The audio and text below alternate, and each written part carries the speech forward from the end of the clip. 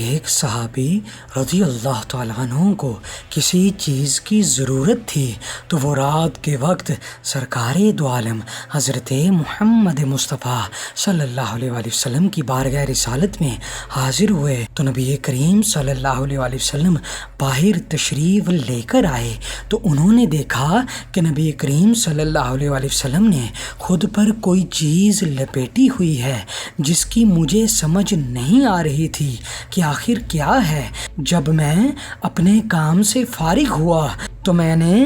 بارگاہ رسالت صلی اللہ علیہ وآلہ وسلم میں عرض کی، یا رسول اللہ صلی اللہ علیہ وآلہ وسلم، یہ کیا چیز ہے جو آپ صلی اللہ علیہ وآلہ وسلم نے خود پر لپیٹی ہوئی ہے؟ بس جب نبی پاک صلی اللہ علیہ وآلہ وسلم نے کپڑا ہٹایا تو وہ حضرت امام حسن علیہ السلام اور حضرت امام حسین علیہ السلام تھے۔ تو نبی کریم صلی اللہ علیہ وآلہ وسلم نے فرمایا، یہ دونوں میرے بیٹے اور نواسے ہیں، میں ان دونوں سے بہت محبت اور پیار کرتا ہوں۔ اے پروردگار عالم مولا،